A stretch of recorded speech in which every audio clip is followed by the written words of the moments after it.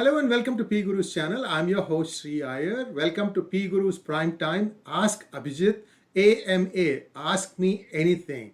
And Abhijit is ready with answers for all the zingers that you shoot at him. But first, before we start answering your questions, I want to say a few things. First off, this is going to become what is going to be called a members only event. The first 4 weeks we are giving it free, so you get a feel for it. It's not a very expensive thing. We need to be able to stand up and take care of some of our expenses. We fully expect that, social media might start acting against us also, just like what happened in our first topic of discussion, that is Twitter today temporarily disabling 250 handles because they thought that these people might be saying something that might be wrong. So when did Twitter start becoming a censorship medium, especially in India, all over the world?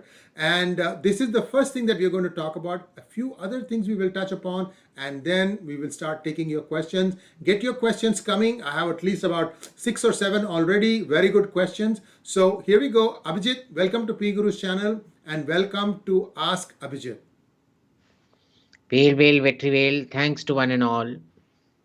So, Abhijit, when I saw the tweet from you condemning the fact that even the Prasar Bharati, I think, chief's handle got squelched for temporarily, I could visualize smoke coming out of your ears. So, what got your goat, and why do you think what Twitter is doing is totally wrong?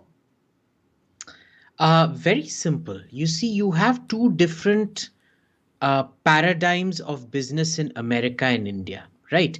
In America, terms of service trump the Bill of Rights. In India, they don't, right? In India, the government retains the right to control businesses up to any given point of control or whatever you want. The issue here has been that these people, Facebook, Twitter, Instagram, whatever, have taken it upon themselves to basically police speech in this country, which they are not mandated to do simply because they are not an Indian company.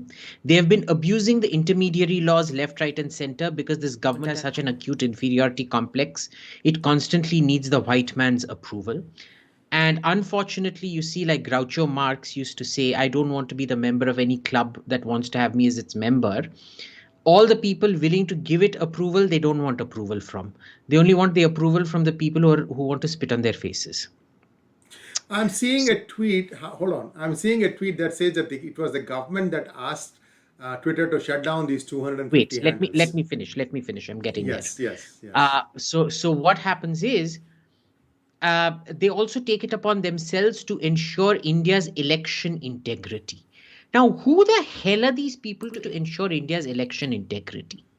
Then all the fact checkers, so-called fact checkers, they sign up are all these left-wing coots masquerading around as fact checkers who have just come together and formed a cabal along with their, imagine fact checkers and publications forming up together into a new editors guild kind of thing, association or whatever you have, which is a fundamental conflict of interest. A fact checker is meant to fact check, not meant to provide an adversarial fact check, not meant to kuchiku with these publications. And yet that's what they're doing. That's what they're doing with Twitter, Facebook, and all of that.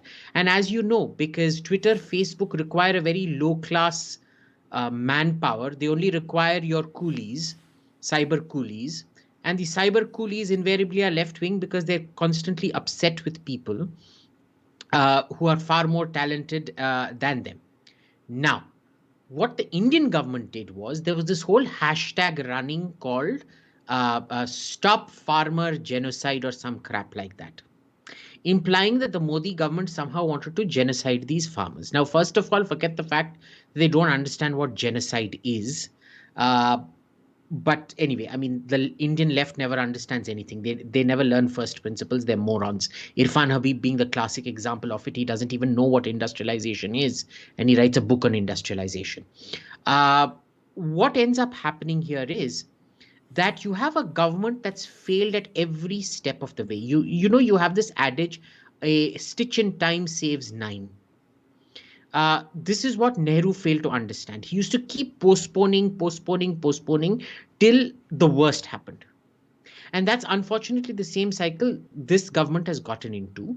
So you allowed them to blockade roads, you allowed them then to uproot telephone poles, then you come them and allow them to ransack the Red Fort and desecrate the flag.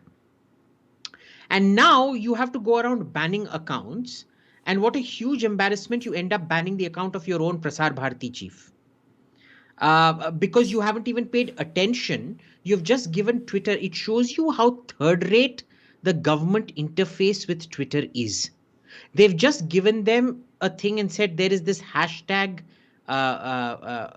Modi doing farmer genocide or something like that. Please ban everything. They haven't actually bothered going through each one of the accounts, figuring out who these people are, where they are from, what are they doing, and so on and so forth. I myself, over the last 2-3 weeks, keep getting Twitter notices saying, the government has reported your tweet playing a Khalistan ad. And when I go check the Khalistan ad, this was an ad that was running on YouTube that I tagged Delhi Police, Delhi Cyber Cell, and the Information and Technology Minister, saying, what kind of ads are you allowing Google and YouTube to run? This is how dumb these people are. Okay, the cyber cell is full of people who can't even spell cyber. That is the kind of Vinashakale Viprita Buddhis that you have infesting government services. And the person on top of them seems to be an even bigger Vinashakale Viprita Buddhi. So there's nothing. So, it's systemic failure. And this is what the left exploits. This is what the Twitter and Facebook exploit. That you're dumb. And dumb people like this, if this is the kind of dumb people you're using to ban accounts, can you imagine dumb people like this making laws? Well, some do come out to be okay, in my opinion, but we can debate that as we are going to talk about budget perhaps in the next session that we are going to have, because you have not had enough time to look at it. But tell me something, Abhijit. You and we talked about a month ago about these farmers' protests and how they were still in the formatory stage at that point.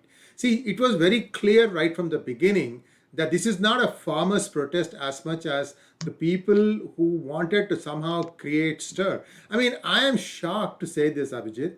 When I go on 880, which is one of the interstate highways in California, or on the 101, there we say stop help India's farmers, and these are all nonsensical things. They also have this electronic signboard that starts talking about all these things. It's just disgusting when people don't even know what the topic is, what the context is, and they are mouthing all these things in halfway across the world.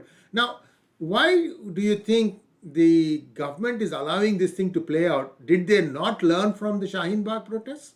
No, they haven't. They're basically too stupid to learn. Do you remember the messaging at that point of time was the most there was no messaging. No, there was no messaging. Even now, it was dumb messaging or clumsy messaging if there had been messaging. But there was no messaging. Okay, it was people on Twitter defending the government. The government wasn't defending itself. And you have a too smart by half foreign minister who's willing to go around giving these too smart by half speeches everywhere, except when it actually counts, he's never to be seen. Okay, so when it was up to Shaheen Bagh or when it was up to these farmers' protests, what is he doing? Absolutely nothing. I really don't know what he's up to. Eating scones with jam, with strawberry jam and clotted cream, or sipping on Earl Grey tea. I really don't understand what the man is doing, because he seems to be doing everything other than his job.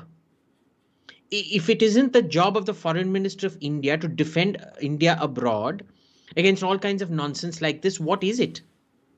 I mean, please tell me who in the government has that job description. And after Shaheen Bagh, you remember, the only little petulant virtue signaling he does is ban the US Council on Religious Freedoms from coming here to investigate. Very good. But then here's the point. What did you say or do during the entire riot phase or the CA or NRC phase to defray any of the criticism? Nothing. He's again doing nothing. He goes from think tank to think tank, giving some closet speech after closet speech after closet speech. Everybody seems to go, oh, he's so smart. Oh, he's so brilliant. Oh, he's so this. Public में ये सब किसी को दिखाई नहीं दे रहा है. Okay, so we have an absentee foreign minister who doesn't seem to know his own job, or is kept quiet by the government, I don't know, which is highly likely. What's the point? There is things are actually coming to a boil on this particular case because the Labour Party in United Kingdom is actually going to start making noise that whatever is happening to minorities in India is nothing short of a genocide. Again, these people seem to have taken the script from our commie left-leaning loonies from India. But tell me something, Abhijit. You have a lot of friends that span all the religions, minorities, everything in India. Tell me one instance where this government has willfully acted against any minority. They're not acting. That's my point. Not even. But look, to be fair, I'm not the best sample size, right? Because I've personally never seen persecution, and many people tell me you probably have been persecuted. It's just you've got one of those mindsets that you'll never become, you don't want to be a victim, so you will never become a victim. And people like that only get attracted to other people like that. You hate making friends with victims in that sense, right? uh, so all my friends are very, very strong people that have a huge issue seeing themselves as being victimized. Like I know lots of rape victims who've kind of fought back against their. Some of them have got justice, some of them haven't, but it keeps going on. But they're all very, very strong people. So it's probably not the right question to ask because people like that are few and far between. So I exist in an echo chamber. So if you ask my echo chamber, what has the government ever willfully done? They will say nothing. But that's not necessarily how the rest of the people see it. Understood. So let's start looking at some of the questions that are coming across. Is there anything else you would like to touch upon as a starting topic that we may have follow-up questions on that, or shall we go right into Ask Abhijit AMA. questions? Yes. Okay, here we go. The first question is a rather interesting one, and this is coming from Sanjay Vedachalam. Should we place nukes in Taiwan and Vietnam to threaten China's eastern seaboard? Okay. Sanjay, let's look at this from different points of view. See, you give nukes to people when you are a member of the Security Council, or B, you're willing to undergo an enormous amount of sanctions. Okay. Are you willing to do either? And 3, do you have the strength to take on China? So you're not a member of the UN Security Council. If you place nuclear weapons, assuming, of course, Taiwan and Vietnam want those nuclear weapons, are you willing to place them in violation of the NPT, essentially? Give them in violation of the NPT. Or 3, place them there not in violation of the NPT, but have to face off against China. Okay, so you can't do illicit sales, you can't do licit sales, and you can't do deployment. Are you strong enough for either of these 3 things? Answer is no, no, no. So you want to go ahead and do it, by all means do it, but be prepared for what is coming your way after that, and it's not going to be good. Here is a question from Twitter, Candy Bomber at @I_spread love. Why can't we have a home command to protect our citizens from internal enemies too? I think it's like Western Command, Eastern Command, army unit. Look, boss, you have several commands. You've got the joint. What is Rawat right now? He's a commander of defense forces or something like that. You have, yeah. even before this, in order to reduce the friction, they created integrated defense staff. Integrated defense staff is as useless as the chief of defense staff is. You just keep adding bureaucrats and layers of bureaucracy. How do you think that solves anything? Tell me, have you seen anything improve with the integrated defense staff? No. Have you seen anything improve with Bipin Rawat being made the CDS? No. So why do you think a new command is going to solve? Your problems are human problems. Okay.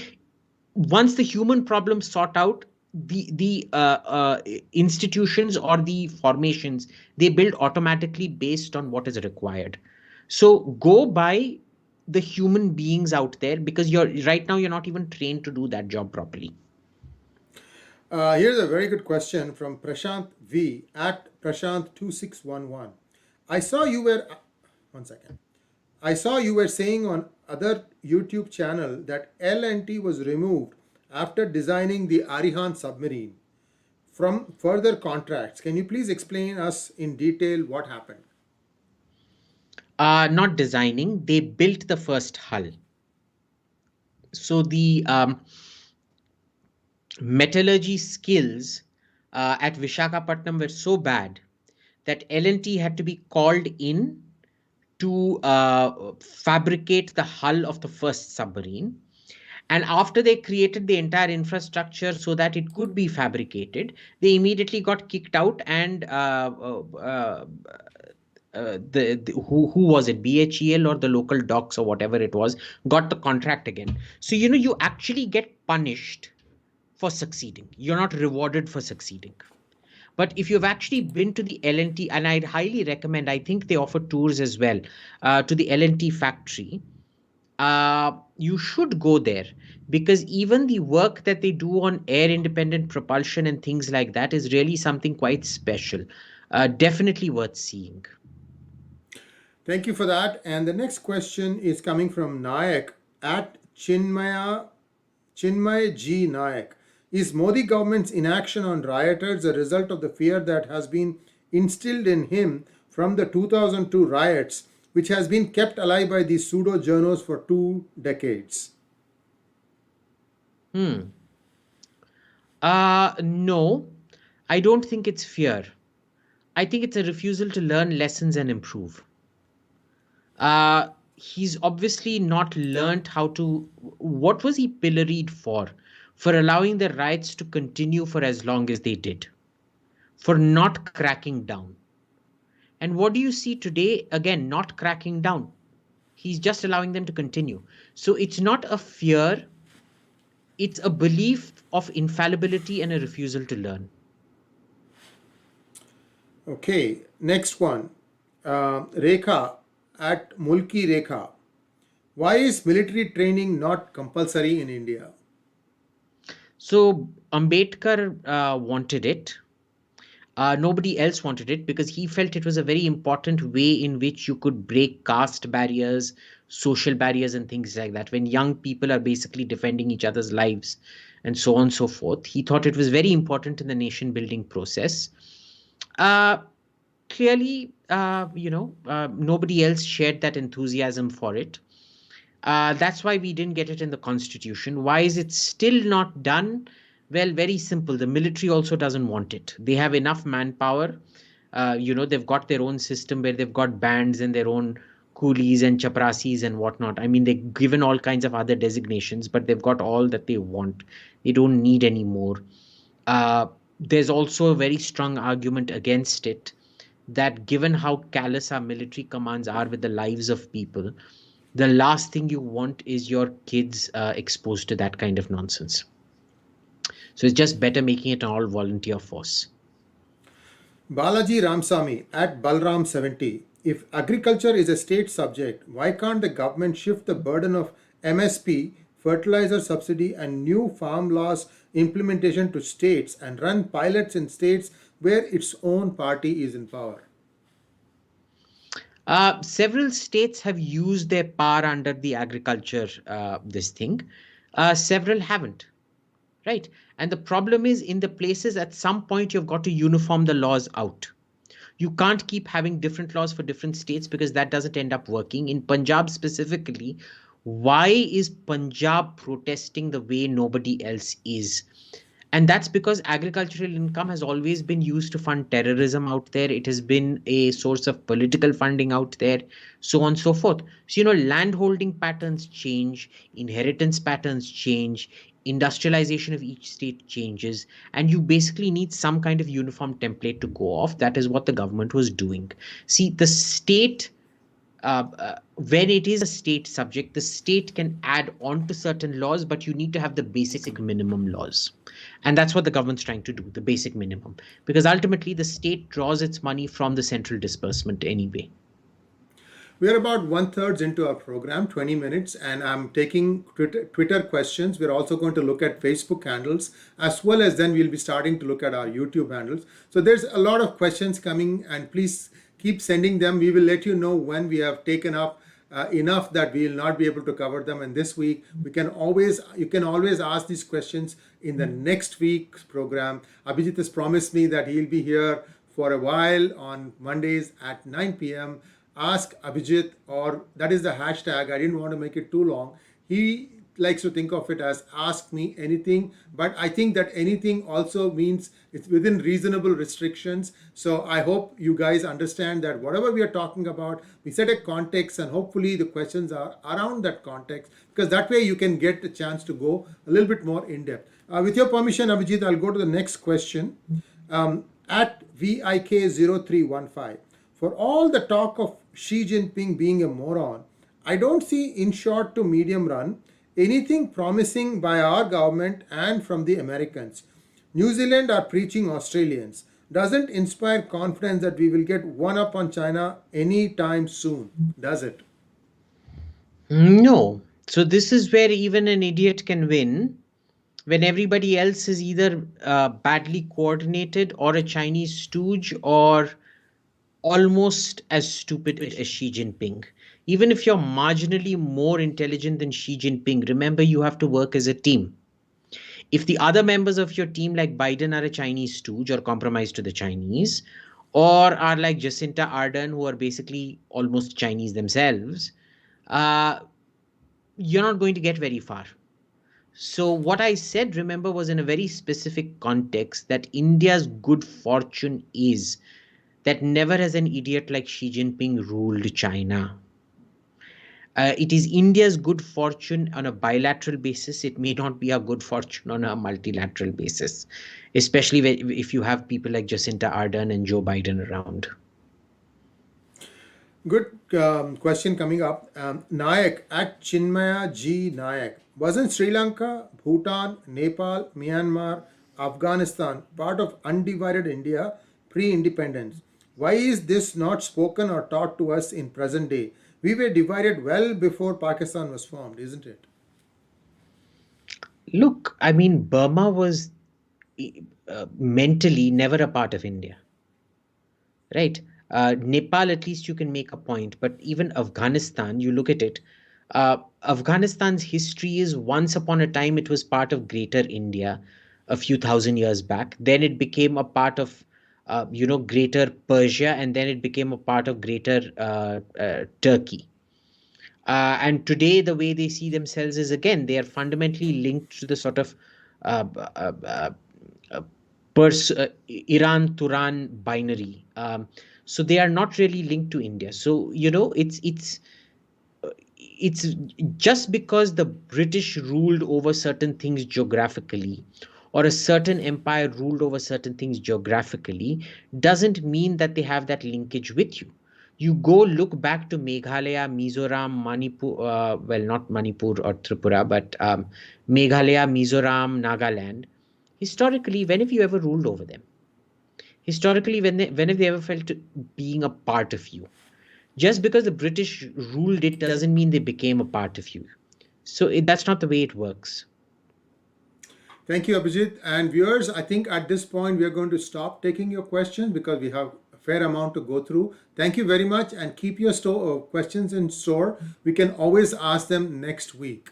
So next question, Abhijit, is Govind Jayakumar. It's Govind J. That is his Twitter handle. Views on proposed defense budget and likely outcome of MMRCA tender. Should we favor Super Hornets? No. No. Either do a repeat buy of the Rafales, but I don't know what's the point of that, because you lost out on technology transfer the first time. So you want to place another second order, which will be cheaper, but you don't get any of the technology. Not that you did anything with the technology you got. You got the technology for the Sukhoi, you still can't build an indigenous fighter. You got this technology for the MiG-27, you still can't build an indigenous fighter. You got the technology for the Jaguar, you still can't build an indigenous fighter. You got the technology for the MiG-21, you still can't build an indigenous fighter. China didn't even get the technology for the Sukhoi, and they still managed to build a Sukhoi 27 copy. China got the technology for the MiG-21, and they ended up building lots of MiG-21s. So what is it? Why is it that when technology is given to China, they can build planes? Why, or copy planes? Why is it that when it's given to you, you can't? Okay, so I don't think anything's even going to come out of a Rafale technology transfer, because we never do proper technology transfer anyway. And that has to do with the absorption. It works when an industrialized state transfers to another industrialized state. It doesn't work otherwise. That's number one. So either do Rafale more of it for standardized fleet, or go in for a single engine fighter like the F-16 or the Gripen. No more 10 different types of planes, boss. It just doesn't work. As for the defense budget, it's just a lot of money being spent on human beings without improving the quality of those human beings, the training of those human beings, or anything like that. And you're not going to get anything from this record budget. We've got the third or fourth biggest defense budget in the world after America and China, I think. And you still get nothing for it. So that's life. Deal with it. So what is Tejas designed after, Abhijit? Tejas, think of it this way, is a old Vigan, which was the predecessor of the Gripen, with the front canard wings chopped off. And like it is all flying and combat ready though now, right? It's going to be flying. I don't know if it's combat ready yet, boss. Let's be very careful in the terms we use. I don't know if it's combat ready yet, but yeah, it's flying. It can fly. It can shoot off one or two missiles. Wonderful. Let's see what happens. I'm not as enthralled and enthusiastic about it as most people are. I used to be on the Tejas Brigade when it was still the LCA through the 90s. And then after that, consider this.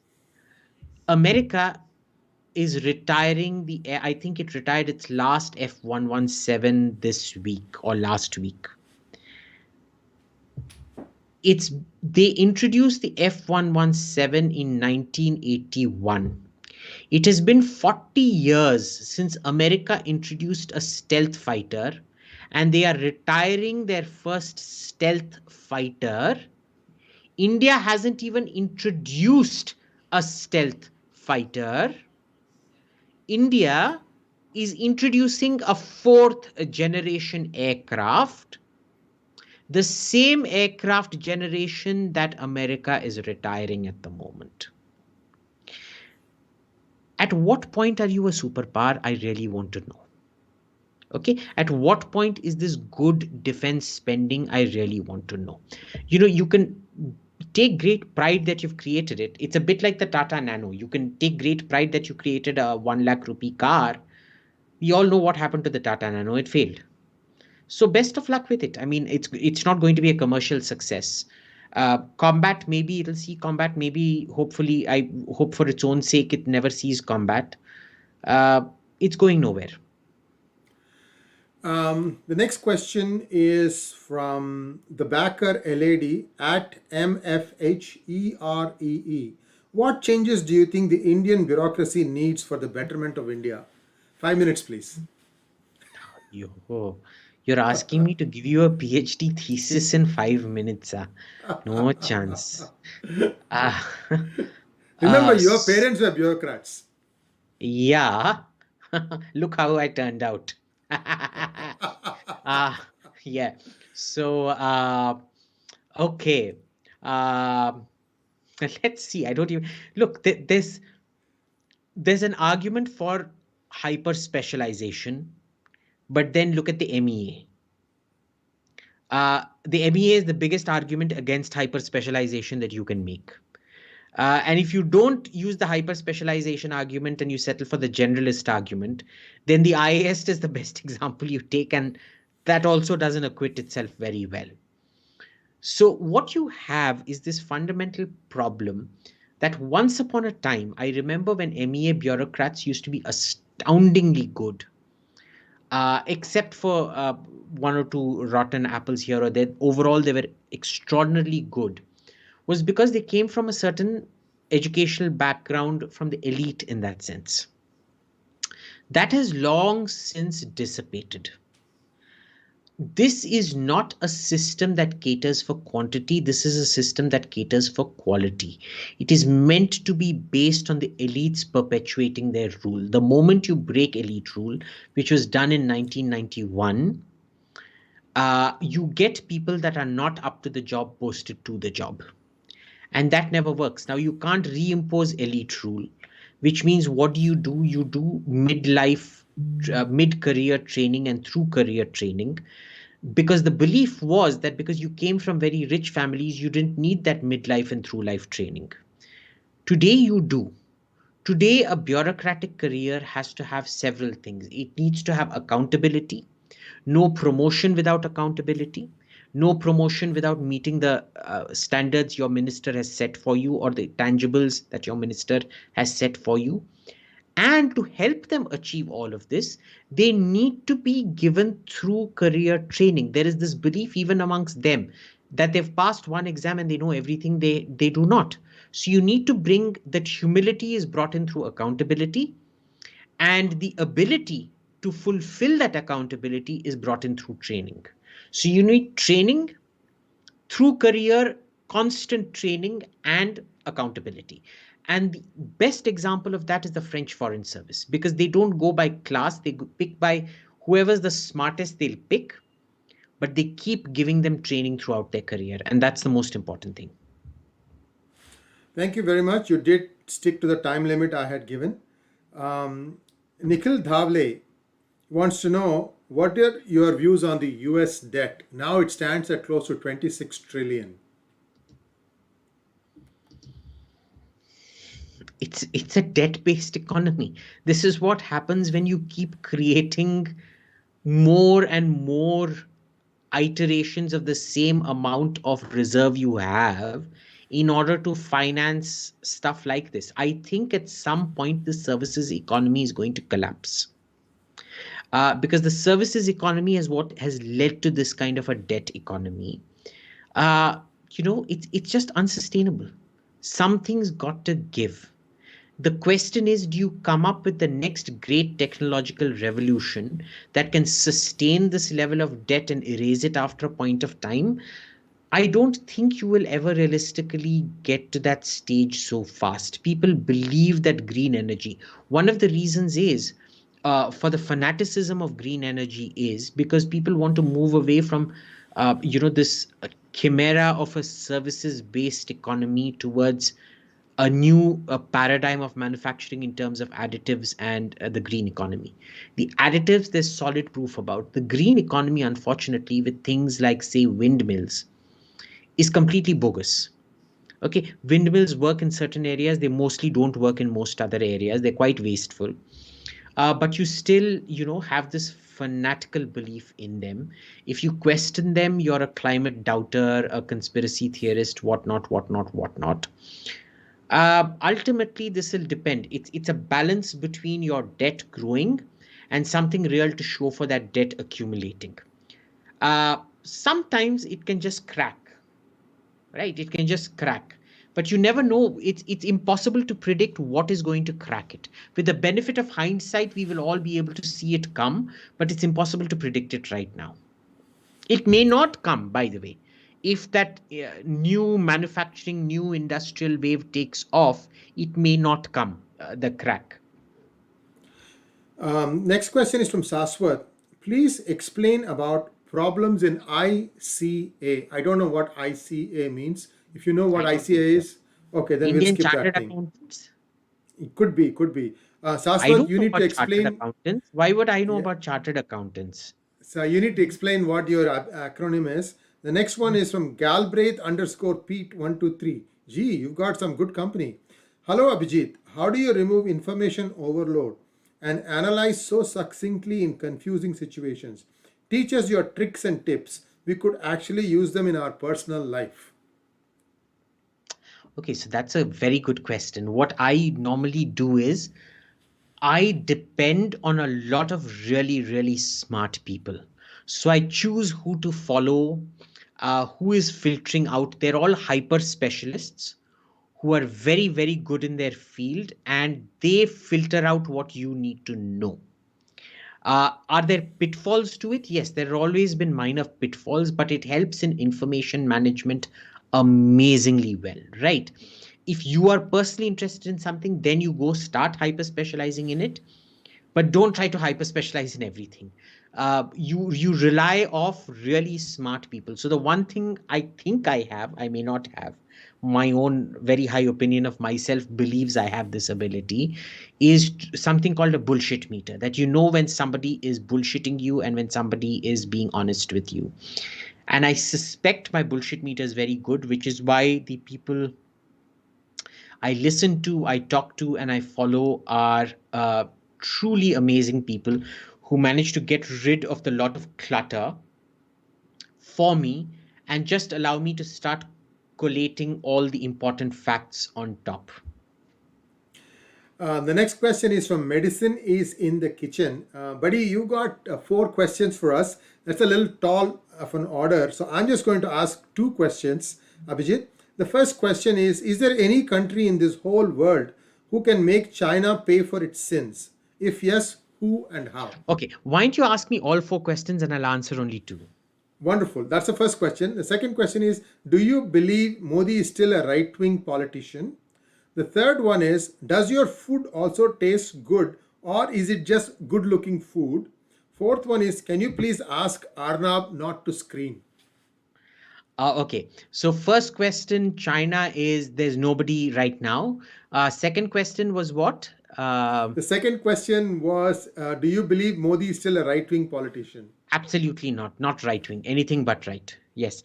Maybe a few shades left of Lenin, less left than Lenin, but definitely nowhere on the right side of any spectrum in any part of the world. No. Third. Third question was, does your food also taste good or is it just good-looking food? No, most of my food tastes pretty good. Huh? I never post. If I have a bad meal, I will invariably post about it and tell people, don't go to this restaurant. It's an absolute nightmare. Starve, but don't eat here. So, no, everything I post actually tastes very good. And the Last last question is, question. can you please ask Arnab not to scream?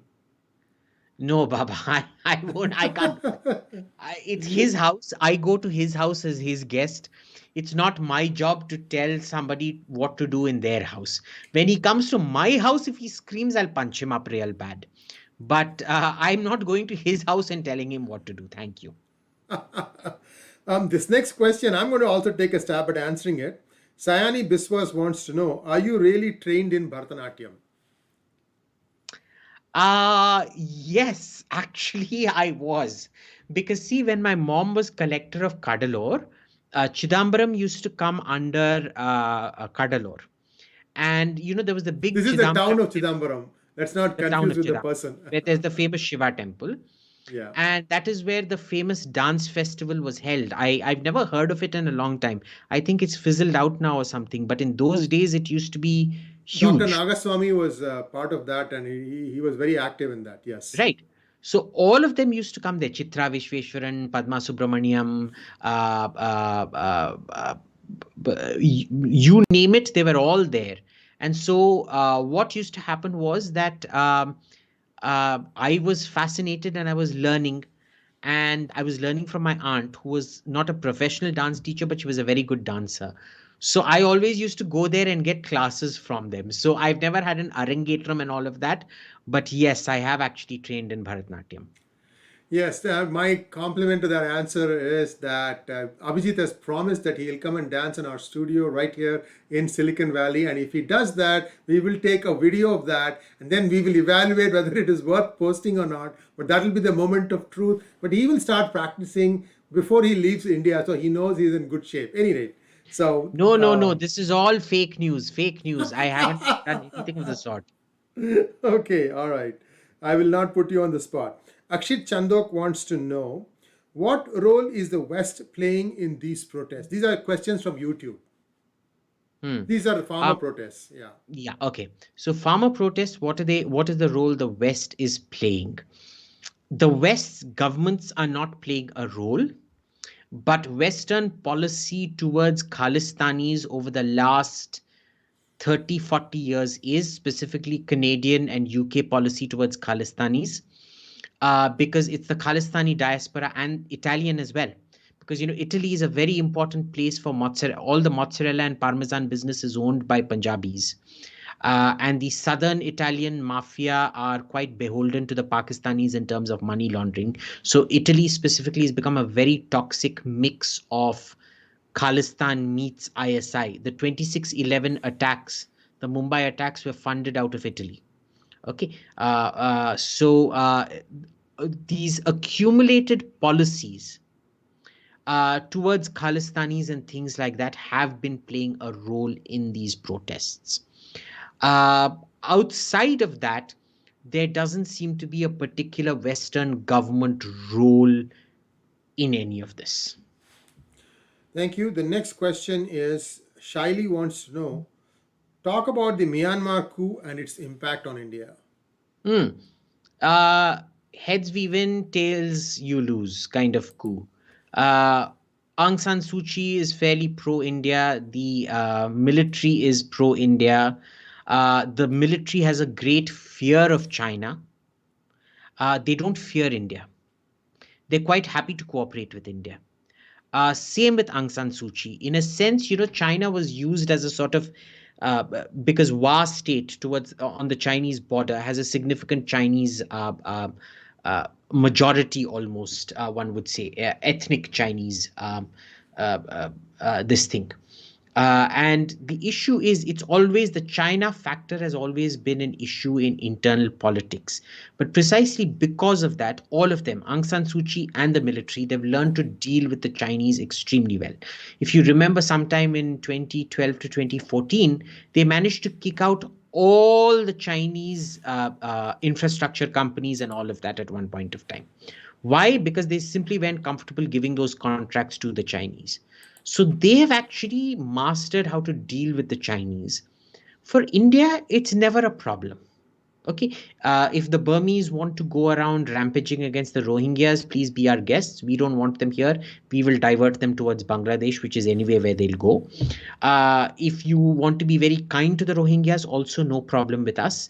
We've never historically had issues with Burma except for when the Chettiars got kicked out. The Tamils got kicked out in the 60s, through the 60s from Burma.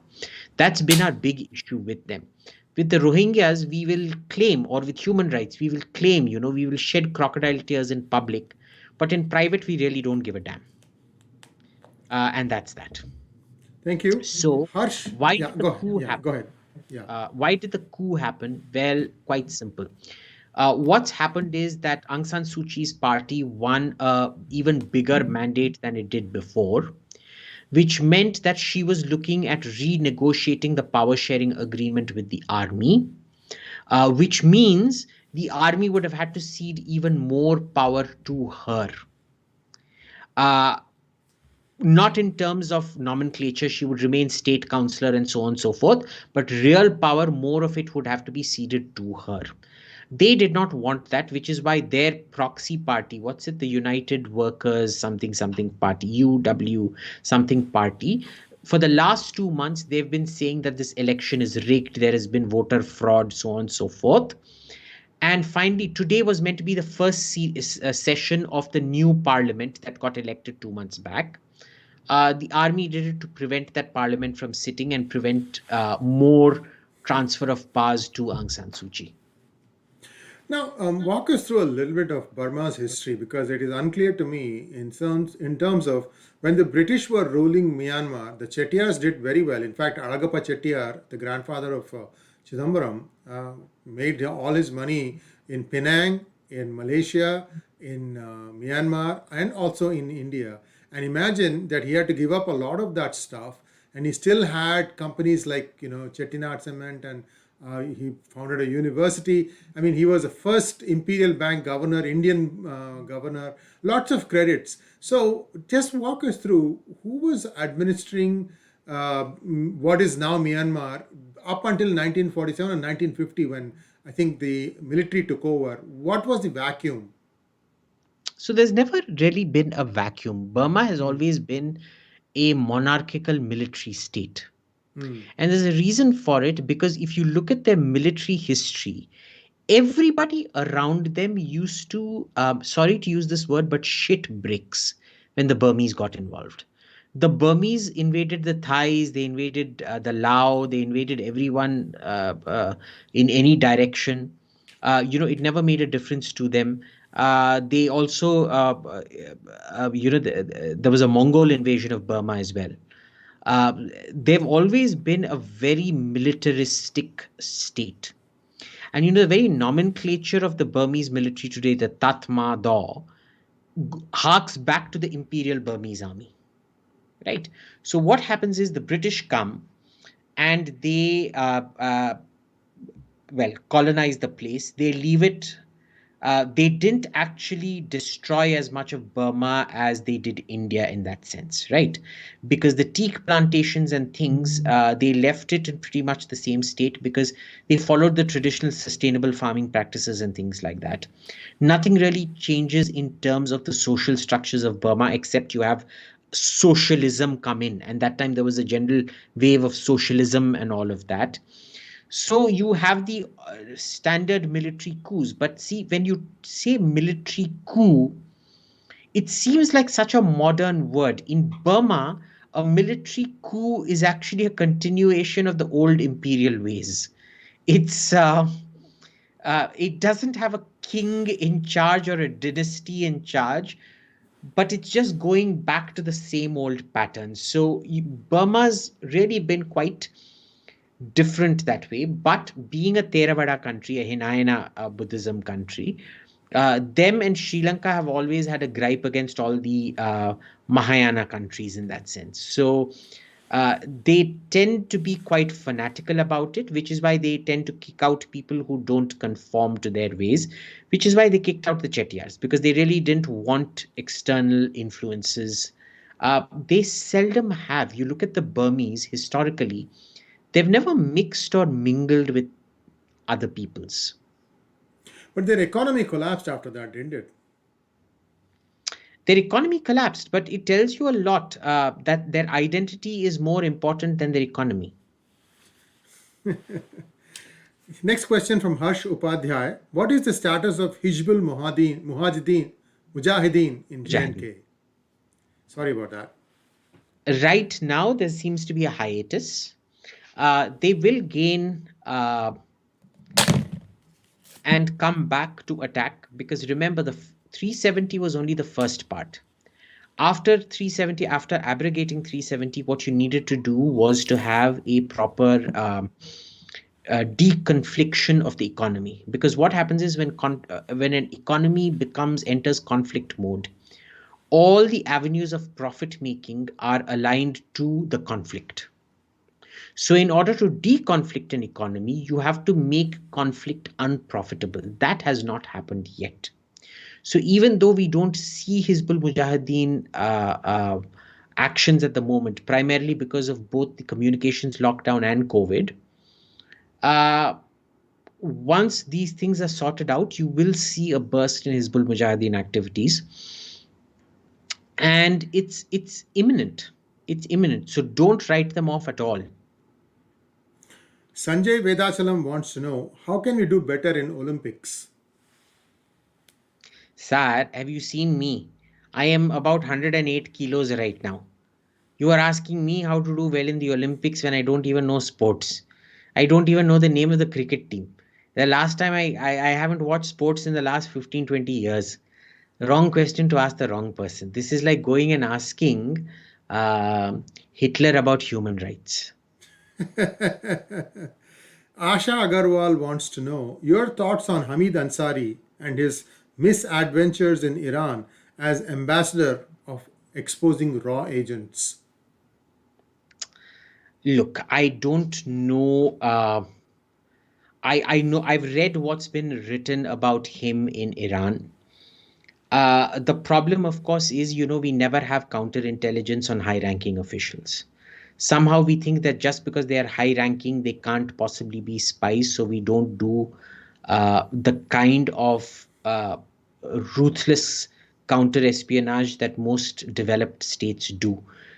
Because generally the thing here is the question has to be साले जानता है मेरा बाप कौन है or rather साले जानता है मैं कौन हूँ, and that is the end of the investigation into you. For example, let me give you an example.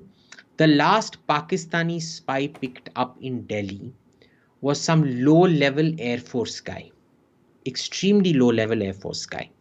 If you think that is the absolute pinnacle of the Pakistani intelligence effort against you, best of luck to you.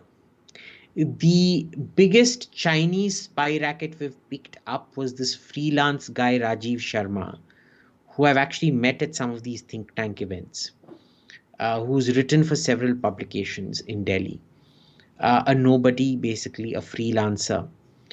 And if you think a freelancer is the pinnacle and the spearhead of the Chinese intelligence effort against you, again, best of luck. So, I don't find it hard to believe about Ansari, but I think uh, uh, Ansari used to work at the same place that I worked, the Observer Research Foundation, and nobody had a very high opinion of him there. And I've never interacted with him, so I can't give you. But going by what he's written, his absolute rubbish that he's written in the Hindu previously as an ambassador, and the rubbish he's spewed since then, I just don't have a high opinion of him.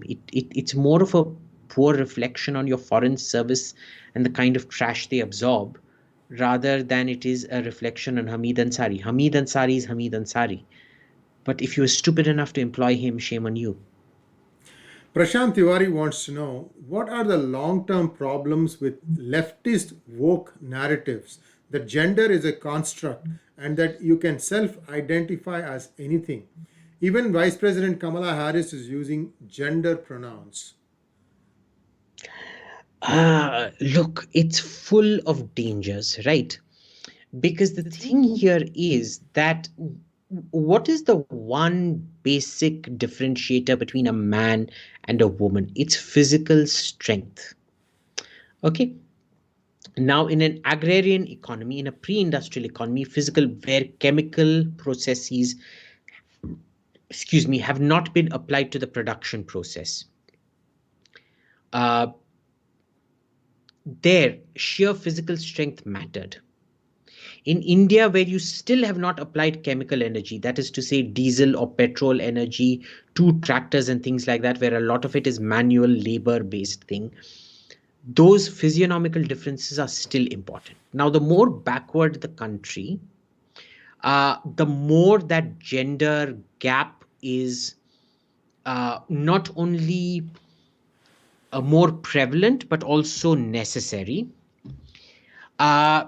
You have this danger of extrapolating first world norms onto third world realities where they don't work. Number one.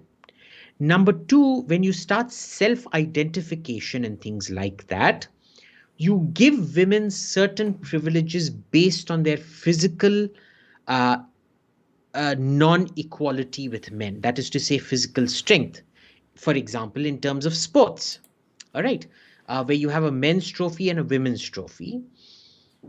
What when you have self identified women, which is basically men identify as women, coming into women's tennis, into women's Wimbledon?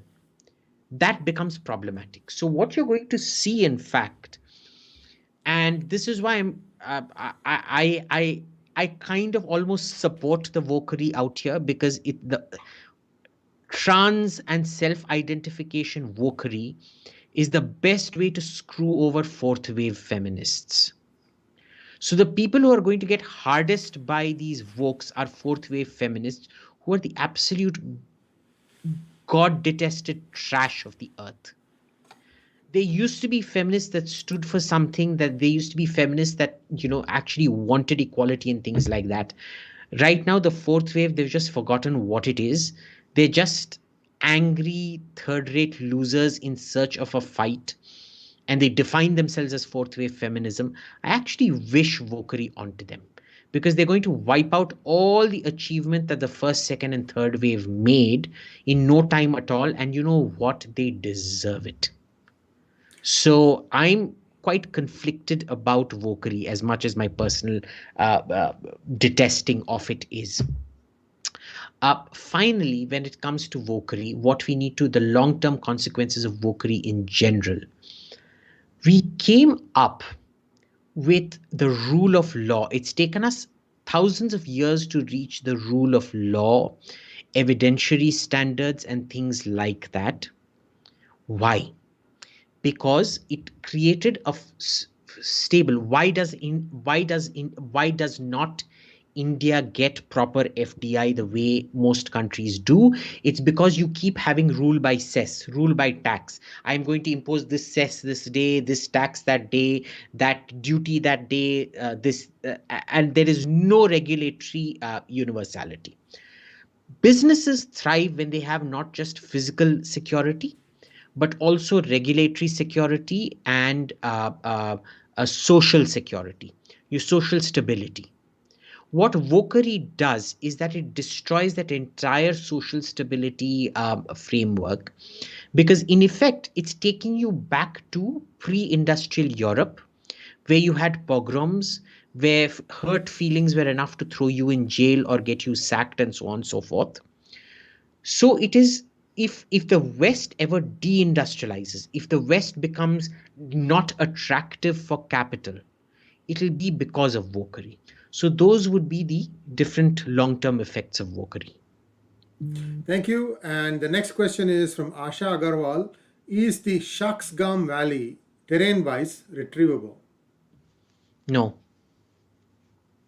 Good question. Quick answer, but this is the one that the Pakistanis gave away to China, right? So first of all, even if they hadn't given it to China, you can't retrieve it, because nuclear deterrence comes into play.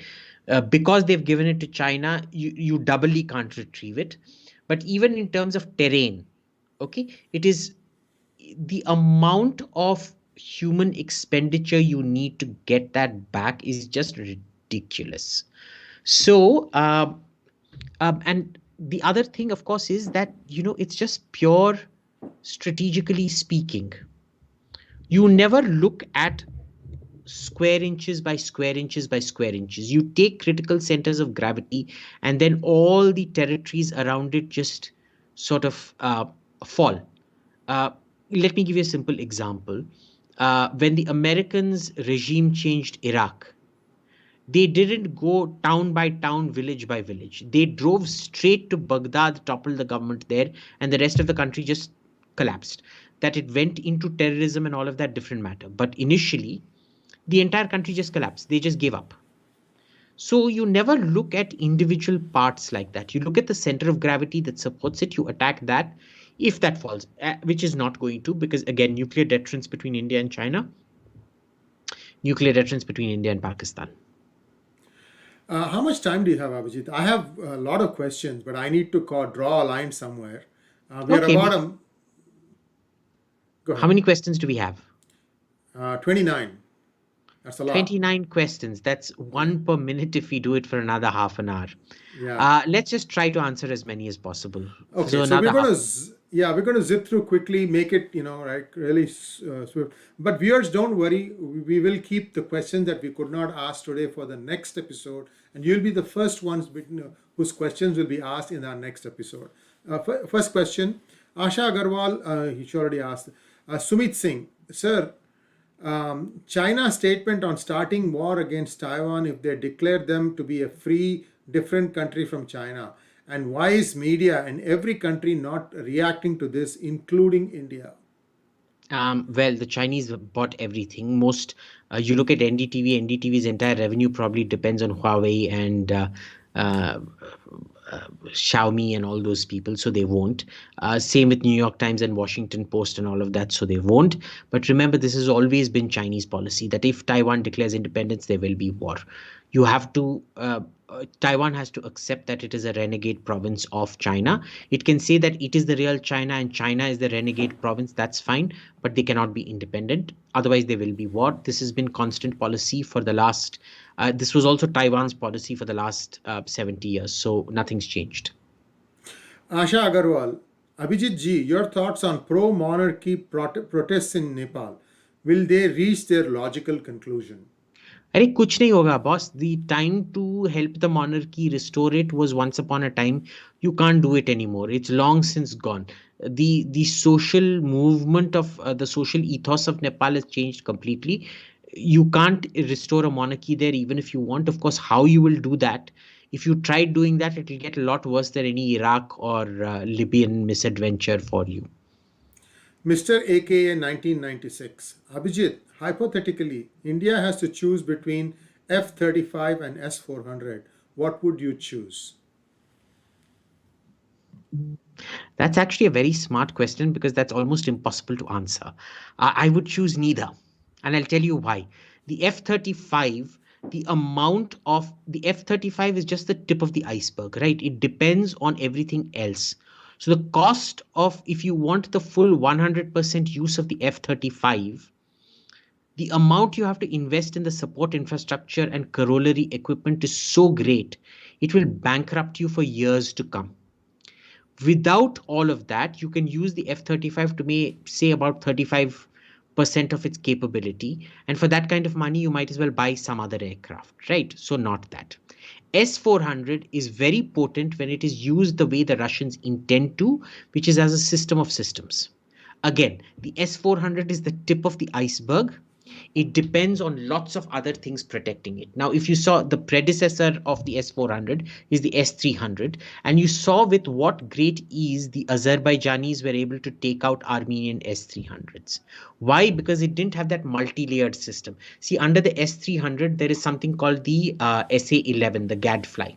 Under that, you've got the SA-15, the Tor. Under that, you've got the Shilka, not the Shilka, the Tungushka style gun plus missiles. Each of them protects a certain layer. So unless you have that sort of integrated multi-layer thing, even the S-400 is kind of useless for you. So, but neither F-35 nor S-400. Next question from Raghav Kemka. Will China start a war in the summer? The preparations that I'm seeing on the Chinese side do seem to suggest that. Not the frontline preparations, because we're very evenly matched, but behind the front line, say about 100 kilometers behind, I have not seen preparations like that in a long time. I'm seeing tunnels, military tunnels and things like that. When will they attack? I don't know. If they attack, I don't know. But is it preparations for war? Yes. Harsh Upadhyaya, please talk about Nepal-China relations and its security implications for India. Which aspect of it, boss? I mean, that's such a huge topic. It's going to take, we can spend a whole program of PGurus discussing it. So, I'll answer that question when you narrow it down to some specific event or something like that. Yeah, Harsh, please ask this question in a more pointed manner. We will take it up in the next episode. Kalpit, how can we solve our human problem when university grants are coming from central government, but universities are in control of the state government? How are they going to discipline them from top to down? And this is where the entire mistake is starting. You are focusing on universities. Your basic primary education itself is so rotten. The kind of garbage you are feeding to the universities itself is wrong. So don't even think about the universities. First, think about your primary education. Instead of having an Anglo-Indian board, a state board and a central board, first of all, unify it into one board. Okay, make it work-centric. Have the sort of German separation that if you're not intellectually inclined, you get into subjects that suit you better. Okay, and then have apprenticeship programs and things like that. Your entire question about universities itself is a symptom of what is going wrong. Okay, because in any population, only 7% is intellectually inclined and can go to universities. If more than 7% are going, that is what results in things like wokery. Because that rest of the population is simply not, it is anthropologically impossible for it to be a university going population. Okay, it's a very unpopular thing to say. Unfortunately, it's true. It's like strewing pearls in front of a swine, or what in Tamil we call injit in koranga, ginger eating monkey. You give a monkey ginger, it's like sending an idiot to college. Okay, wrong question, period. Focus on primary education, simplification of primary education, simplification of language. Language itself is such a problem. Formal Tamil is so different from the Brahmana Tamil we speak at home. Formal Hindi is so different from the sort of blase BCMC Punjabified Hindi that we speak at home. Ola drivers don't know भैया वो लाल गाड़ी के आगे रोक दो. They don't know आगे पीछे क्या है boss. So you have huge problems out here. There are so many multi-layered problems that you need to solve. Priyadarshi Sharma wants to know, as per Abhijit, does he think there are some positive things about BJP? We've heard all the negative ones. Yeah, it's not the Congress. It's not anti-India.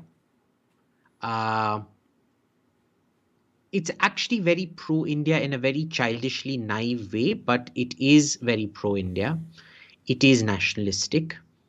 There are large elements of it that are actually pro-Hindu for the sake of Hindutva and not for the sake of personal gain. It once had true giants in its leadership, albeit not now, but once upon a time it did have giants. It still has Chupa Rustams in there. I'm not going to name them because then, the way jealousy works is the moment I name them, they become marked. The thing is, the BJP has always been a collective decision-making body. It no longer is. That is the problem of the BJP right now. The internal power balance is deeply skewed. It is not healthy. And once that power balance is restored, that is when the BJP can be a great party. Good answer. I completely agree with you. I haven't expressed my views, but this is exactly what it is. Krishna Chaitanya wants to know, is it safe to say Sunni Muslims are the most radicalized ones? Would large Indian population, say 40%, be converted into Muslim/Christian in 2 decades? What are your thoughts? No, I don't think so many will be converted. But no, see, it depends on which part of the world you are. If you live in the Fertile Crescent, then Shias would be the most radicalized. And it's shades of radicalism.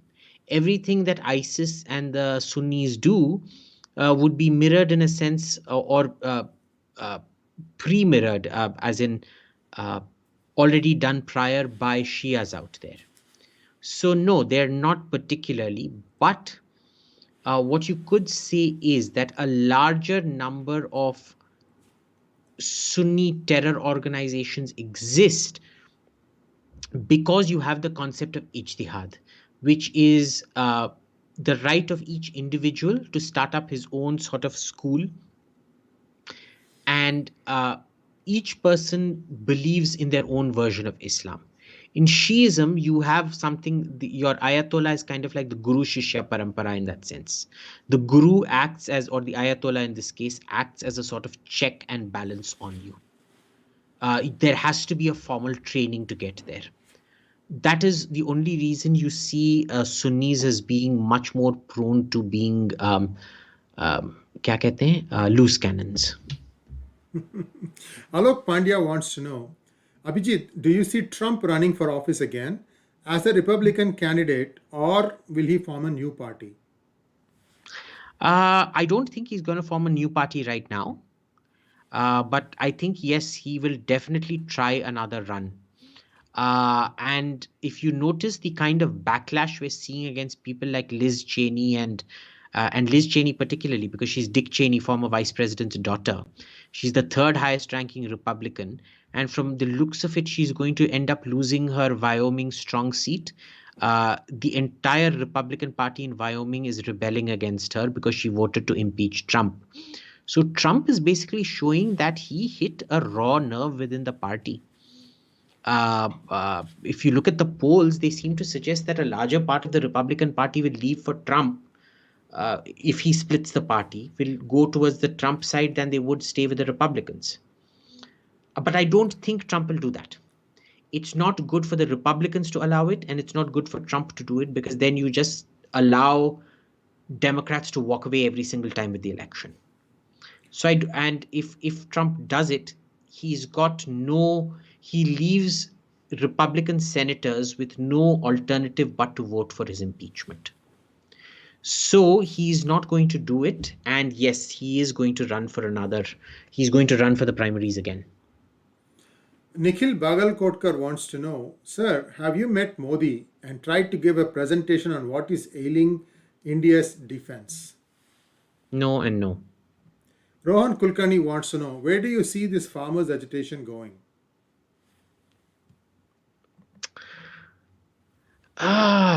God, because you still haven't dispersed them, I see them getting even more violent.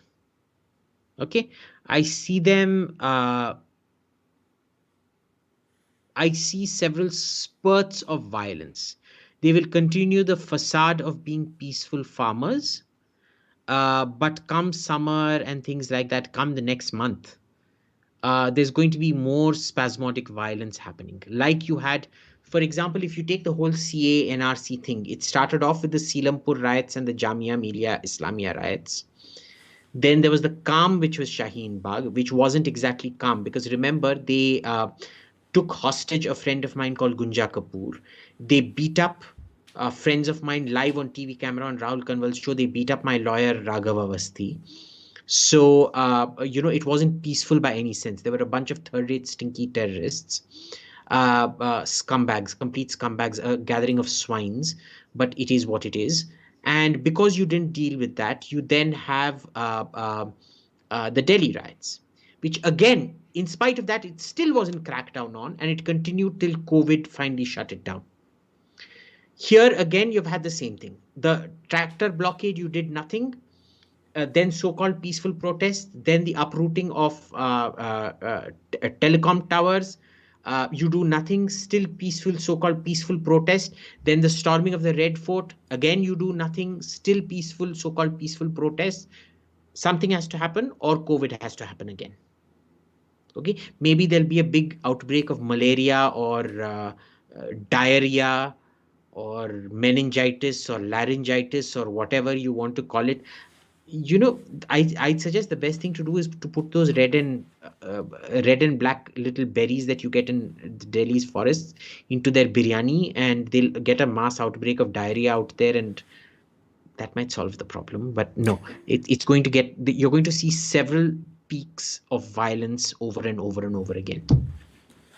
So on top, Prithudak wants to know, there is so much fake propaganda about this farmer protest. What should the government do to stop fake pictures and videos making circles in WhatsApp?